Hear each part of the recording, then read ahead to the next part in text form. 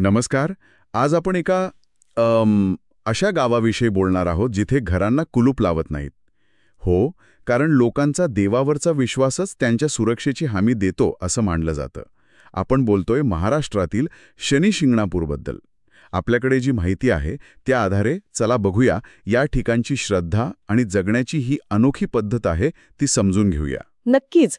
हे गाव आहे अहमदनगर जिल्ह्यात शनी शिंगणापूर आणि हे शनिदेवांसाठी खूप प्रसिद्ध आहे.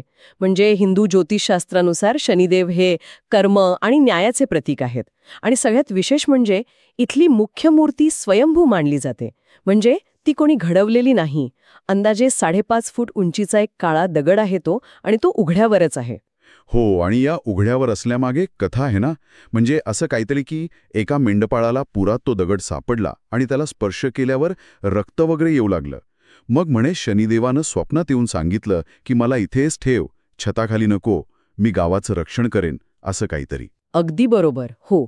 आणि याच आश्वासनावर, याच श्रद्धेवर तिथल्या लोकांचा म्हणजे गावकऱ्यांचा प्रचंड विश्वास बसला. आणि त्यामुळेच मग तिथली ती जगप्रसिद्ध प्रथा सुरू झाली. घरांना, दुकानांना दरवाजे नाहीत, कुलूपं नाहीत. हे ऐकतानाच किती म्हणजे वेगळं वाटतं. चोरीची भीती नाही वाटत लोकांना.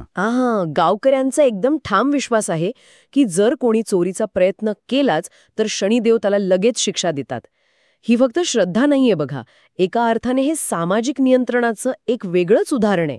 म्हणजे जिथे कायद्याच्या भीतीपेक्षा देवावरचा विश्वास जास्त प्रभावी ठरतो. अर्थात आता काळ बदललाय, त्यामुळे काही ठिकाणी जसं बँक वगैरे असेल तिथे सुरक्षेचे नियम पाळावे लागतात. पण आजही गावात बहुतेक ठिकाणी हीच पद्धत आहे. ही श्रद्धाच त्यांचा आधार आहे. आणि ही श्रद्धा फक्त घरांच्या बाबतीत नाही, मंदिराच्या रचनेत पण तेच दिसतं, बरोबर? हो ना. मंदिराला छत नाहीये, भिंती नाहीत, फक्त एक मोठा चौथरा आहे आणि त्यावरती स्वयंभू शिळा आहे. भाविकांसाठी दर्शन तर 24 तास उघडं असतं. आणि विशेषतः शनिवारी आणि अमावस्येला तर खूप गर्दी असते. मोठी यात्राच भरते जणू. हजारो लोक येतात. अच्छा. आणि तिथल्या पूजा पद्धती कशा आहेत? काही खास परंपरा? भक्तगण सहसा तिथे येण्यापूर्वी तेल स्नान करतात, अशी एक प्रथा आहे. शनिदेवाला मग मोहरीचं तेल वाहिलं जातं, काळे तीळ, काळं कापड असं अर्पण करतात.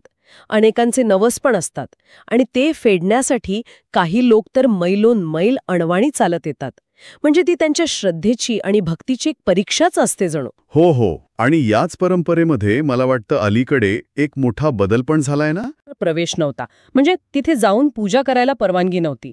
पण मग काही सामाजिक कार्यकर्त्यांनी चळवळ केली, न्यायालयाचा हस्तक्षेप झाला आणि मग ही जुनी पद्धत बदलली. आता महिलांनाही थेट चौथऱ्यावर जाऊन मूर्तीची पूजा करता येते, तेल अर्पण करता येतं.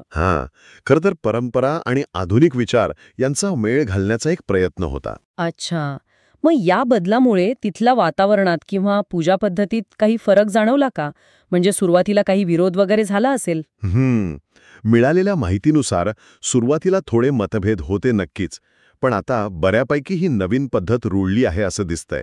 म्हणजे परंपरेला धक्का न लावता समानतेच्या तत्वांना कसं सामावून घेता येईल याचा तो एक प्रयत्न होता, आणि तो आता तिथल्या व्यवस्थेचा भाग बनलाय. म्हणजे या सगळ्या चर्चेतून काय महत्वाचं दिसतंय? एकतर शनिदेवावरचा तो प्रचंड विश्वास जो एका गावाच्या रोजच्या जगण्याचा आणि सुरक्षेचा आधार बनलाय. दुसरा म्हणजे ते उघड्यावर असलेलं दैवत.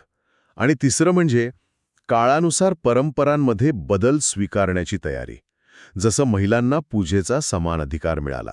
हो. आणि यात सगळ्यात रंजक गोष्ट काय माहितीये, की श्रद्धा आणि सामाजिक रचना यांचा किती घट्ट संबंध असू शकतो हे दिसतं. म्हणजे लोकांचा एकमेकांवरचा आणि देवावरचा विश्वास ही फक्त वैयक्तिक गोष्ट न राहता ती संपूर्ण समाजाच्या जगण्याचा पाया कशी बनते याचं हे खूप चांगलं उदाहरण आहे. खरंय, अगदी. आणि जाता जाता एक विचार येतो मनात की एखाद्या ठिकाणची अशी खोलवर रुजलेली श्रद्धा आणि परंपरा आजच्या बदलत्या जगातल्या कायद्यांशी, सामाजिक मूल्यांशी किंवा आधुनिक विचारसरणीशी कशा जुळून घेतात, त्यांचं स्वरूप कसं बदलतं, हा नक्कीच विचार करण्यासारखा प्रश्न आहे.